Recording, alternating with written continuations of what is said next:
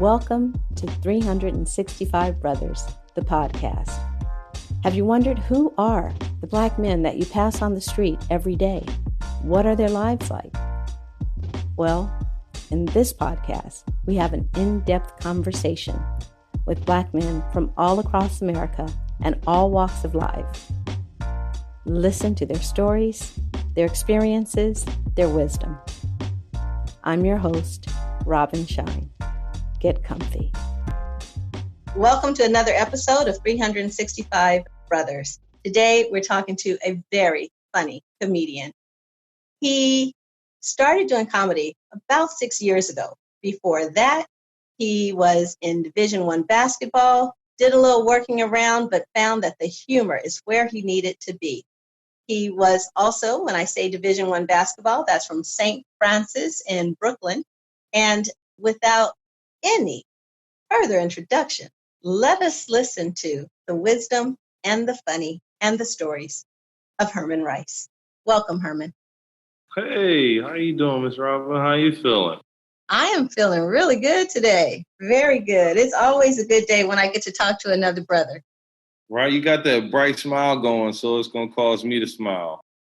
Excellent. That's excellent.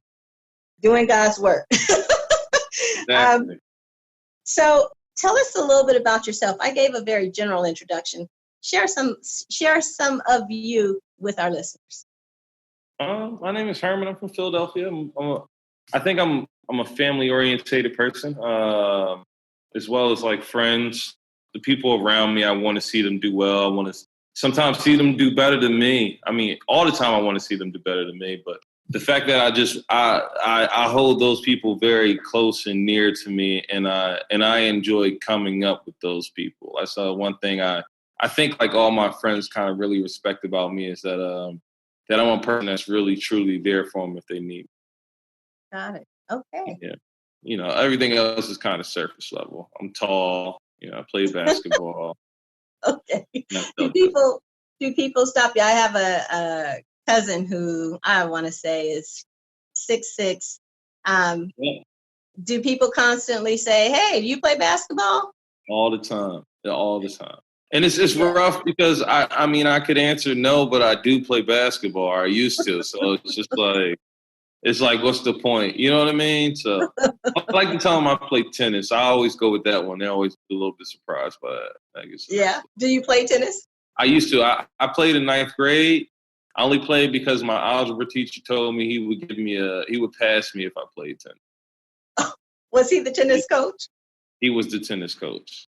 Oh, got it. Yeah, I know. He only passed me with a C too. It was cold. I thought I was gonna get like an A. I'm like, you got me playing tennis for a C? Come on, bro. But it was cool. It was nice. It was a good experience. Okay, good. Well, I'm sure you play much, much, much better than I. Let's drop in. So what's your favorite song and why? My favorite song is Allure by Jay-Z. And first of all, Jay-Z is my favorite artist, author. I'm not too sure about his philanthropy work, but I'm pretty sure it's up there. But simply because that song is just like a battle between two worlds for him. And the other world is calling him back, but he's trying to get away from it. The allure of it just keeps calling his name. Mm. Yeah. And what two worlds does that relate to for you? That's a good question. For me, I think those two worlds would be the world where we go back to doing everything that we were doing and just kind of living like a regular life and not really standing for anything or kind of caring about anything. And then the world that I'm in now is like where, all right, you know, I still do want to make people laugh. I still do want to tell jokes. And at the same time, it's a big issue going on here that I now am involved in. So I can no longer, you know, the allure of that comfortable world definitely calls me back, but it's not, I can't go back to it because it's not healthy for anybody. Trust me.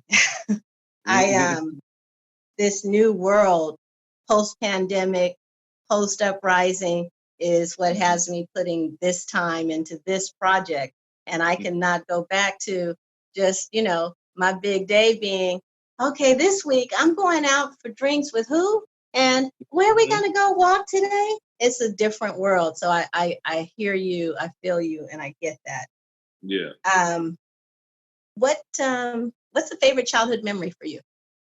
One of my favorite childhood memories is when my dad started letting me go play basketball by myself.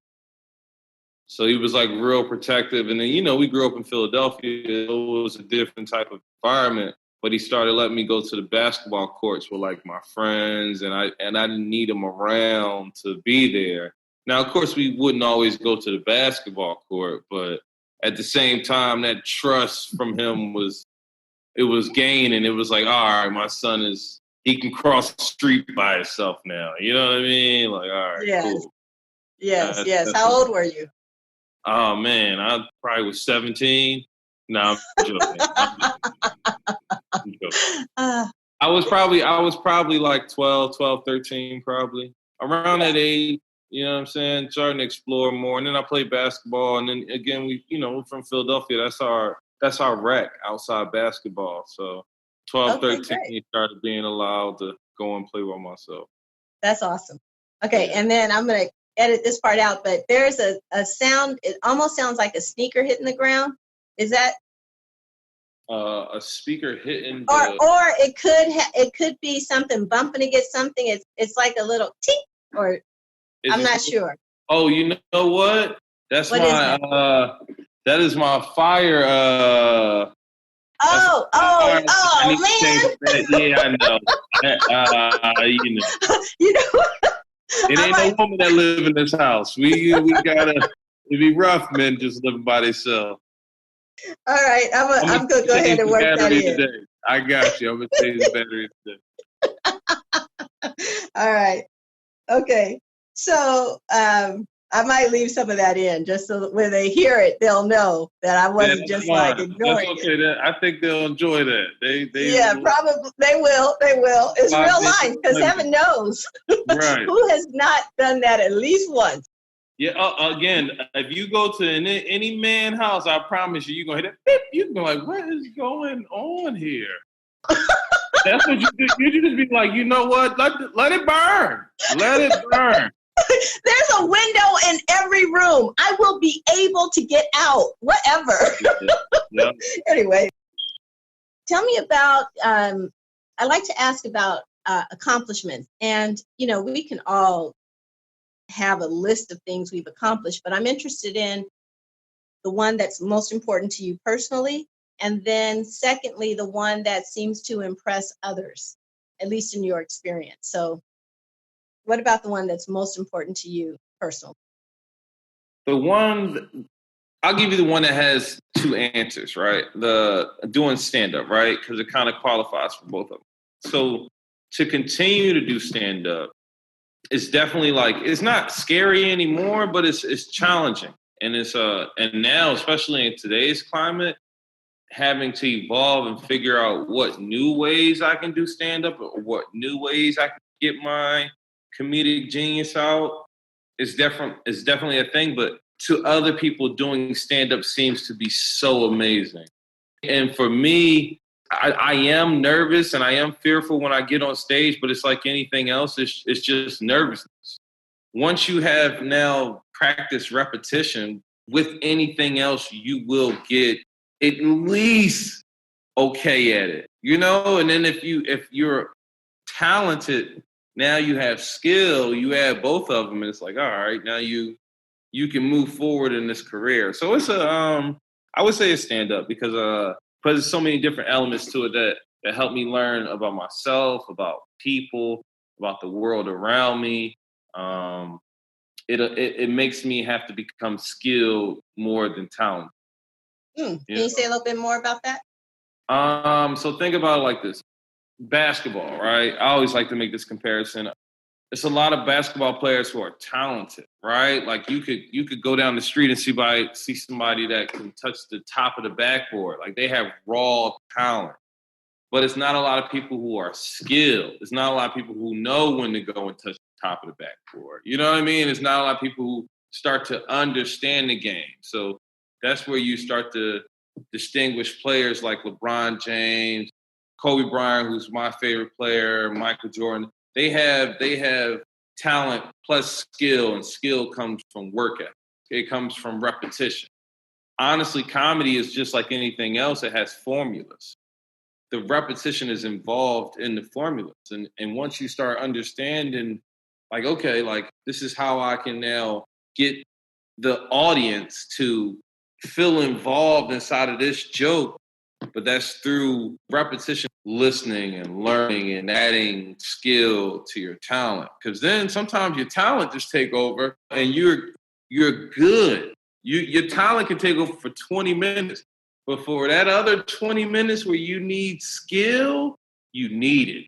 Because it shows, right? It shows. Yes. So I do a lot of personal development classes, and I love to watch the people leading those courses, those seminars, and how they are reading the room. And then as an educator, I mean, I teach 12th graders, so there is a must to read the room and know when they've gone and, attempt to get them back. I'm curious about what that's like for a comedian. And I know it's different with each comedian, so you can't speak for all comedians, but for yourself, what is that like for you to read the room, to know when to change up or how to do your timing? Okay. You just listen to the laughs. And also is reading your room is like knowing the environment before you get there. So it's about doing your research and understanding where you're at. It's really just about being prepared. The more prepared you are, the easier it is for you to improvise. And I don't think people understand it. Yeah. More preparation leaves more room for improvisation. You can just improv all day if you want to, but once you run out of that, now you have to go back to, again, skill there. You know what I mean? So I do. Thank you for that. I think what you just shared will help a lot of people in a lot of different careers. Yeah. Because there's so many careers where that's the case, where when you can bring that level of preparation such that you are free to improvise. Right. You also are now comfortable. And now that you're comfortable, now you can really make the difference or the impact you're trying to make. Exactly. I got that. Okay, cool.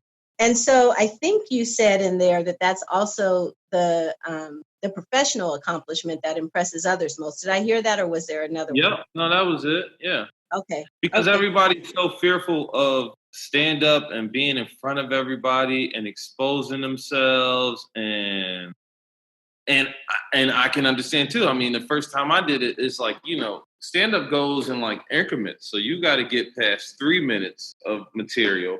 And then you make your way to 5 minutes, and then you make your way to 7 minutes, and then you make your way to 12 minutes. And then you're just building up small pieces of sets at a time, right? So that's why it's like when everybody be like, "Oh man, I think I can do stand up," and I'm like, I'm more than welcome you to come and try it, right? Because this is the thing: it's easy to be funny for about 2 minutes, maybe, right? But be funny for 10 minutes. Be funny for 12 minutes. Be funny for an hour. It's a profession. I'll never say I can come in and be a lawyer because, I can debate a little bit of law, but I don't know the laws. I took law 101. That was it. It's where it stops, So, but at the same time, I tell people it's not a mystery, it's repetition. So you could do it. But again, I'm still a baby in it, and I'm 6 years in. I'm still learning who I am inside of it. So, of course, you can do this. You can do anything you want, especially stand up. Stand up, you don't have to be athletic. You don't have to be you don't even have to be able to talk. You can do stand up in sign language if you want to. There's an audience for that. You know what I mean? But at the same time, there's a skill to it that you have to learn, that those 10,000 hours of, mastery come into play. And the more you work at it, the better you get at it. With all things. Thank you. With all things. Yes, ma'am. What's a favorite quote, saying, metaphor, or your favorite book? Favorite quote is, no matter where you go, you are what you are, player. And that is, again, Jay-Z. The whole quote is, check my swag, I walk like a ball player. No matter where you go, you are what you are, player. And it's just like, you could go anywhere, but you're still going to be who you are. You can change the surface level of who you are. You can change the appearance of what you want other people to see, but you will remain who you are everywhere you go. So it's like, who are you? Because everything else can be surface level. Oh, we see this, but who are you really? So that's, again, that's another one of my favorites. I'm curious, is there any particular event that has that resonate with you? Like, is there some place that when you think back, whether you had already heard the quote or not, is there anything in your life where you kind of, discovered the truth of that statement? Well, I just see it. I mean, living in LA, I see it all the time. You know what I mean? I see a lot of people who pretend to be what they aren't just to be around. And in my opinion, it doesn't matter whoever you're around. You're going to be who you are. And people know who you are. So this person that you are pretending to be is cool. You know what I'm saying? Because other people are pretending with you. And and it's funny because you just speaking truth right there about other people are going to see it. Right. You think you putting on the show, and it can be a great show, and people may even love that show. But many, many, many more times than you realize, they know it's a show. They know. Yeah. They know. Yeah. And it took me a minute to realize that. It took me a minute to realize that other people also knew that it was a show. Yeah. Right? But then that's what made me realize that people will pretend with you in this show. Can you give me a for instance? Because I'm in the comedy world. So it's just weird to see a lot of people who leech on to certain comics. Or the thing about it is this is how you grow. Right? You grow by learning and becoming a sponge and soaking up information and referencing and taking a little bit from here and here and here and molding yourself, right? Right? Mm-hmm. But some people prefer to be carbon copies rather than molding themselves. And so they'll pretend as if they are here, because it looks that way to the outside world. But what they're really doing is just taking everything you say, going to the copy machine, copying it, going home, reading it back to themselves, coming out. I know exactly what you mean. What I mean? One of my favorite things to do in downtime, especially post-COVID, is go on YouTube and surf for different comedy. And YouTube is good for giving you the next suggestion, the next suggestion. And then sometimes you can see when a comic has owned and it's theirs, right? Versus delivering content, delivering a story. And sometimes they can deliver it and you're still laughing, but you're not going to look at the rest of their videos. Right? Yeah. So I got you. So, Herman, what is a person, moment, or conversation that stands out as either changing the trajectory of your life or having a significant impact on you becoming who you are? I'm going to say my grandmother. I think she's always had me on this trajectory, to be honest with you. She used to be a librarian in one of the neighborhood schools, so everybody in the neighborhood knows her. She used to read to us these African fables when we were younger, so she taught us our history. And she made sure we knew about ourselves, and she made sure that we were happy about being who we were. And she pushed me towards that from an early stage.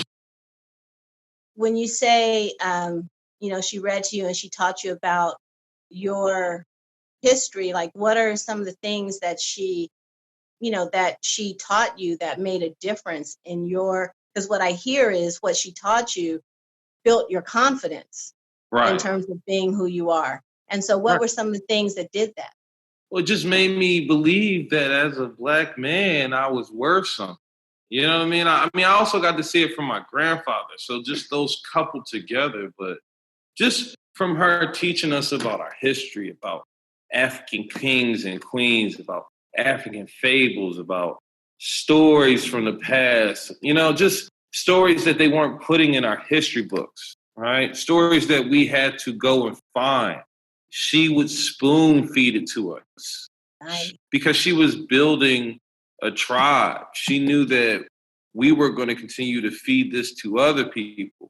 And then people weren't going to knowingly feed this to us because this was the nourishment that we truly needed, So, I would definitely say my grandma. Yeah, that's awesome. And I can see how, since she was a librarian, she would have access to that, right? And wow, it just makes me wonder. I wish every family had a bunch of books on the bookshelf, that would shore up the children. The advancement now is that people aren't prone to read as much, but what we do have is the internet. And the internet is working in our favor. If you give a Black person anything, we learn how to use it better than everybody else, right? That's just what it is. That's why they try to keep a lot of things out of our. So with the internet, now that the internet is our friend, once we really start taking it, because now I think, me personally, I've been learning the stock market, right? So I know everything might crash before COVID, but it's a chance for it to go back up. But this is what us Black people are now learning, getting into and exploring because of the internet, right? Because everything is so easy for us to access it. So now it's about informing those around you and other people where to go for this information and what to access. Like, I want to make it almost, again, it's like I want to perform as if there's no logic involved, right? Oh, well, you want to learn stocks for dummies? Here you go. This is the site right here. You click it, you watch it for 2 minutes, you can start it up, and then from there, it's trial and error. Let people learn. But sometimes you have to, okay, we always go by the old adage, you can lead a horse to water, but you can't make him drink it. Mm-hmm. We have to start pushing these horses in the water. I got it. You know what I mean? Yeah. Sometimes they got to be pushed in the water because they are thirsty and they're not going to drink. They don't know that they're supposed to drink the water. They can't put two and two together. What would that look like, pushing them in the water? What we doing now, spoon feeding them. We've been pushing people in the water the whole time. Yeah, you're right. You have to be pushed in the water. You knew that the water was nourishment for you. Now what you're doing is putting the water right up in their face. It's like, drink this. This is good for you. Drown in it. You can almost drown in it. That's how good it is. I like it. So speaking of that and our people and growth and knowledge and all of that, what's a moment or an event that signifies for you what it is to be a Black man in America? It's so many moments, but really one of the moments is just to explain oppression to white people as if they're going to get it. That makes me understand that I'm a Black man in America. Because it's like, for something so simple, you have a rebuttal that you have, one, no experience of, two, you just pull out of here. I'm actually giving you experiences that happened to me and everyone around me. Filming the police officers is our greatest asset that ever happened. Being able to film acts of terror, which they are, is our greatest thing, and they still get off from that. The fact that we have to continue to say, show, write down, sign out, it's just, again, that is what it is to be a Black man in America. I'm still working twice as hard trying to teach you about something that continues to happen, that's been happening in this country for 400 years. Yet you claim to me that you're an intelligent individual. You claim to me that the Constitution is the greatest thing ever wrote, yet no Black people was involved in writing it. Mm-hmm. How does it fit anybody else? As you're talking to me, I'm thinking of a friend, and she may listen to this, and that's all good. But it was funny because she called. She's a white American, European American, and she has a best friend who's African American. She was saying how this friend was telling her all the stuff that was going on, but it wasn't until she saw the video of George Floyd that she really got it. Right. And the irony of it is that for her, she's sincere when she says that this Black woman was her best friend. Right. And they're both highly educated professionals. And this is her best friend who's been telling her something. But even though her best friend has been telling her something, it didn't really land, and it was dismissed until that video. Right. And I just share that to say, I hear you. You know what I'm saying? It's scarier to think of the ones that were unfinished. Right? Because that's just what you see. Like Emmett Till's a story that just happened to be told, but it was way scarier stories than Emmett Till. Oh, yeah. And we wouldn't even know the Emmett Till story if his mom hadn't insisted on that open casket so people could see what happened. And as a mother, that's the picture that sits in papers. Again, it's like the atrocities have always been there, right? But because that they don't affect people directly, they dismiss them. And we all do it sometimes. We really do. And I feel like this is that healing process towards getting past that. It's like, do we care about everyone? Yes. Do we care about Yemen? Do we care about the people over? We care about all these people. But something you have to understand is we live here. This is a problem that faces us here. We are trying to fix this problem that faces us here because we live in fear here. Yeah. You know, we are focused on fixing everything, but we truly want to fix the problem that is here. Because whether you believe it or not, us killing each other, everything has to do with systematic racism. If you put people in a small environment with nothing, no education, nothing to live for, nothing to do, if you put them in this environment, you are forcing them to react this way. You know? Yeah. And yeah, that's all there is. Yeah. So talking about that, have you had any interactions with law enforcement in your life? Yeah, I was in high school. So I played basketball. I had transferred out of my neighborhood school in Philadelphia and went to play basketball in South Jersey. My uncle lived in this town called Riverside. It's a very predominantly white town in South Jersey. Known to be a little racist. I mean, racist. Not. I'm gonna go ahead and say it's definitely, it was a racist town. You know what I mean? Like, it's definitely some folks that I admire and respect there, but there's also some people who have never been outside of that town, and that their understanding is only of that town. Your mind doesn't work outside of a box if this is all you see. So now I was a star basketball player at our high school. I think this was either my junior or senior year. Star basketball player. I'm in the paper almost every week. So everybody knows who I am. It's only 5 black people that live in the town and we all cousins, right? So again, everybody knows who I am. We're in the park one day. It's this white toy gun. White, right? White. I'm talking about a white gun. Doesn't look like a real gun. It looks like a water gun. We in the park playing, open park. Now we not pointing at nobody. It's just a group of black kids all together, right? In the park, you know. Now we not flashing the pistol, but this is what we was playing with, right? So, and I don't even think we had it out doing all this other crazy stuff, right? Mm-hmm. We go to the pizza store. Again, everybody knows who we are. We go to the pizza store. We in the pizza store.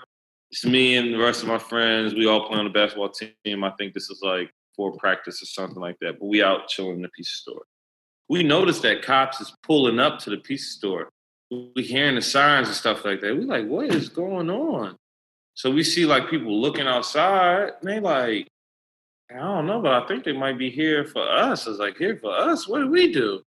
So my homie, like, I don't know, man. He had the toy gun on. He's like, I don't know, man, but you know, I'm gonna get in trouble, bro. I can't get in trouble again. Take this. So me thinking nothing of it, thinking that it's just a toy gun, I'm like, bro, if this is what they're here for, they're gonna be highly upset because they know who we are, and this is a toy gun. So here, I'll take it. I'll give it to them. We go outside. All right, put your mother hands up. Everybody, put your hands up. Cursing at them. I'm like, yo, what's up? Put your fucking hands up. Get on the wall. Don't put your hands. Get on the wall. Guns drawn. And we like, yo, what's up? So they slam us against the wall. I'm like, oh, this over a toy gun? Is this what y'all looking for? So they go in my pocket, grab the toy gun. I'm like arguing with them because I'm just like, this don't make no sense to me. Like, y'all know who I am. Y'all know who we are. Like, all right, cool, right? So I have my choice words for them. They arrested me, took me down to the precinct, right? They were threatening to take my scholarship and stuff like that, telling the schools all this other stuff. Like, yeah, you know we can get your scholarship taken and all this stuff. And I'm like, for what, right?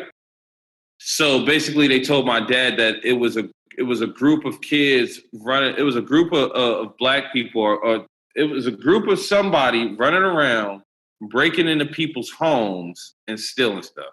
And that's why they arrested us at the pizza store. Huh. Really? Okay. Right. So that was, and this was high school. And so they knew, they took you in, but they also were, they knew who you were and what you're about because they're threatening the very thing that they know you to be about. Exactly. Which my dad was upset, but my dad came down there, cursed him out, like, hey, y'all know who my son is, this, that, and the third, and then ever since then they gave my dad a hard time. Really? So I remember they pulled a gun on my dad in our driveway one night. They had said he had ran the stop sign, but the stop sign was on our corner, and we lived on a corner of the block, and basically where the stop sign is, you pull into our parking lot right from the stop sign. So he pulled into the parking lot. He was getting out of his car. He's like, put your motherfucking hands up. You just ran that. He was like, what? You know me. And it was actually one of the guys who I used to play Pop Warner basketball with. Or Powell basketball with, yeah. So he had the gun drawn on my dad. I'm like, what are you doing? Like, you know we live here. What are you doing? You know what I'm saying? So they would just continue to give my dad a hard time after that. All the time, pulling them over, giving them a hard time. So, yeah. Wow. So a traffic stop demands a gun. Okay. Right, exactly. You know what I mean? Like, it's pretty wild. Does your dad still live there?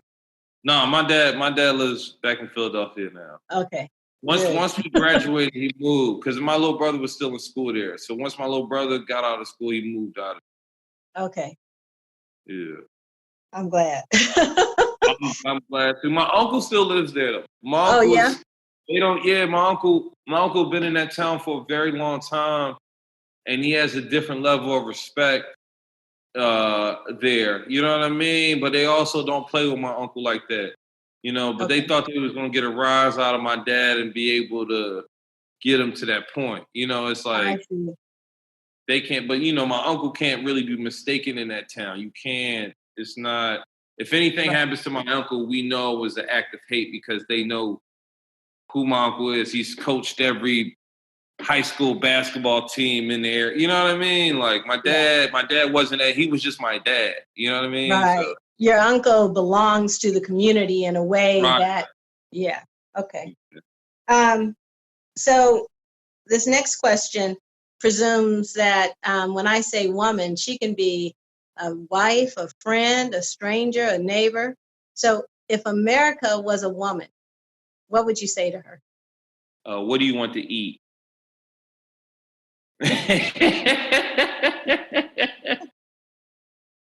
What would you like to eat? No, but seriously though, what can I get to help feed you to nourish you so you can nourish me? What do you need? So Mm-hmm. yeah, that'd be I what like I that. say. Herman, what is love to you? Respect, communication, understanding, vulnerability, continued change, right? Because I think people are fixated on love remaining the same and you don't remain the same. So love grows and it decreases, but it's about resiliency.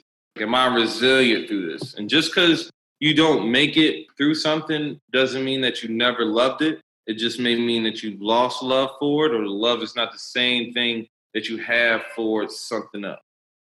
Yeah, it's good. One of the things I like about what you said about love is that it's always changing, and that the fact that it changes, or your relationship to love in its various form changes, doesn't diminish the love that is that love. Right. Yeah. Is there anything about you that we haven't covered that challenges stereotypes about Black men? I don't know. I play basketball, so that is a tough stereotype to get by. That is a tough to get by. But I feel like the label that's been put on Black men is just so wild that we are so complex beyond anything that we can even mention, that it shouldn't even be a thing that I have to mention, that because we do everything, and if I choose to sit in front of something and truly learn it, I can learn how to do it. Right. So I think the distinction comes from, you know what? I did write an answer down. I wrote knowing myself, right? I feel like a lot of people, a lot of white people, a lot of people from oppressing views feel like Black men don't know, or Black people don't know their history or know their worth or know themselves. And I truly feel like, just from having a strong family foundation, from being curious, from past relationships, from new relationships, from the surrounding world, I've learned a lot about who I was as a Black man. And that's what's very important, because then you fight a different way once you realize who you are. You know what I mean? I do know what you mean. In fact, because especially these early episodes are interviews with people that I either know personally or have been referred to me. And just in the network of conversations that I am, the men that I've interacted with, they know themselves. Mm-hmm. It is, it's so beautiful, like to hear that. And then it makes me wonder, well, are there men who don't know themselves, or is it just my guess is it's a lot, but it's constant growth. And I think people are so stuck on just, I made it to this point. This is the point I'm at. There's no more need for growth. It's like, no, if the world changes, what makes you think that you don't now need to also adapt and change, right? Like, again, you are going to be who you are. So you are built on your solid foundations, but are your solid foundations solid? Mm-hmm. You know what I mean? Like, are they foundations that are of equality and understanding, or are these foundations out of selfishness? Is that why you choose not to change? Mm-hmm. Mm-hmm. Or comfort, and preferring comfort. Exactly. Yeah. Stand up does not allow me to be comfortable. That's why I like it. Say that one more time. Stand up doesn't allow me to be comfortable. That's why I like it, right? Because I never know I never know what can happen. I never know if they're going to laugh at this joke or the next joke or this line or that line. I have to be interactive. I have to be aware at all times of what's going on in front of me. And that's the funnest part about it. In having these conversations and have really gained an appreciation for the pull you guys have to know yourselves. Like, you can't get to the comedy without really digging in on both your experience and the experience of the people around you. And so you have heightened observation, and I would add maybe a heightened reflection, on life. And I actually am more impressed now. I was already impressed. I already love comedy, but I'm even more impressed now looking at just a peek behind the curtain at how the sausage gets made in terms of what that means for the thinking that goes into it, the awareness that goes into it. And high respect. So this is where I ask, now that we have engaged in this conversation, is there anything that, this process, this conversation has opened up for you that you're either aware of or present to that you weren't before? I may have to be a little bit more gentle in how I spoon feed white people information. That's probably about it. But other than that, I continue to learn more and more about myself when I'm able to say these words and these reflections of myself to somebody else, because then you get to hear how it sounds out loud, and you also get to process information through someone else's logic to see that if your logic actually makes any type of sense. It's like, okay, but yeah, it's more so I'm understanding that this is what we need. We need to be united. This just shows that through these channels, we don't need big corporations to get a message out about who we are. We just do it. And it's going to reach who it's going to reach. And if it's a great message or a good one, then it's going to get to who it's supposed to get to. Excellent. And I hear in that a call to arms, that it's, whatever that looks like for you, to be in that conversation and to just do it. Like for me, it was, I hadn't done a podcast, but I think I can figure it out. There's enough YouTube videos on it. Let's go. And for someone else, it might be spoken word. For someone else, it's going to be making just the right sign at the protest that, goes viral. Whatever that is for you to contribute, then that's what you contribute. It's so many ways. And again, I love going online and reading the comments and all my See, one thing about it is you find a educated Black woman, just a Black woman, just a Black woman in the comment section. When people think they about to get spicy with them, oh, no. Oh, no. I got some facts for you. Hold on. And I'm about to spell it all correctly because you just spelled most of this shit wrong. So let me correct you on that first. Let me get your grammar together, and then we'll talk about systematic racism. I'd be like, damn. I know who I'm going to get for the fight. Right. Yeah, well, I'm going to take that on and on behalf of all Black women educated who like to spell right. Right. I appreciate y'all, because I still got my yours wrong. I'm still trying to get the apostrophe and the R-E down.